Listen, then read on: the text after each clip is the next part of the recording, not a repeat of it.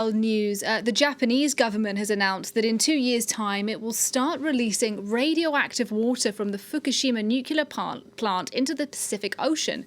The government says the water has been filtered and won't harm humans or marine life. But fishermen and environmentalists are both strongly opposed to the plan. Let's discuss that with our environment editor, Mairead Dundas, who's on set with me. Mairead, hello.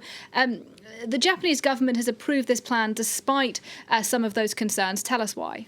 Well, there are extraordinary amounts of contaminated water that are accumulating on the Fukushima nuclear site since 2011, around 170 tonnes every single day. Now, for the moment, a very powerful pumping and filtration system can remove most of the radioactive elements, but not all of them. So as a stopgap measure, TEPCO, that's the plant's operator, has been building water towers. These are images I took in 2014 when I was on the site to store some of this processed water in the interim until a long-term solution is found.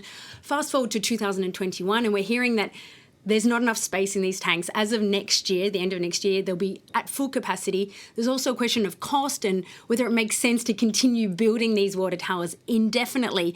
Hence why the Japanese government has decided to approve this rather controversial plan to start releasing the water into the ocean. You might add, in the absence of a more consensual alternative.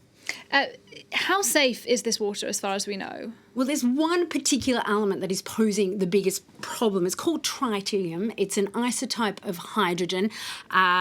Filtration process cannot remove it.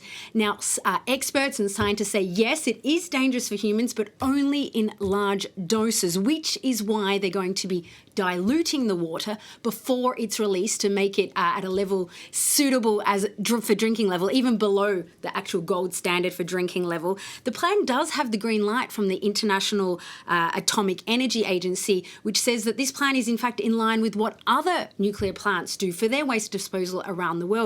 In their words, this is not a scandal and that the water is safe to be released. Well, if that's the case, why have so many environmental groups opposed this move? Well, Greenpeace is among the most vocal. For example, they say that radioactive materials that are in the water can end up being concentrated in the food chain over the long term.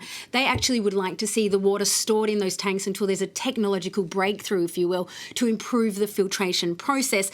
Japan's fishing industry also against it. They've worked very hard to build up their reputation that Fukushima seafood is safe, very much worried that consumers will stop buying their produce from this area. Neighbouring countries also really unhappy. South Korea firmly against it, summoning Japan's ambassador to Seoul. China denouncing the plan as extremely irresponsible, saying it will seriously damage international public health and safety without really giving the science behind that fear. I might add, though, that the US has publicly supported the decision, praising Japan for its transparency in the decision-making process. All right, really interesting stuff. Thank you very much indeed, Mairead Dundas, for coming in to talk to us about that. Now, another world news.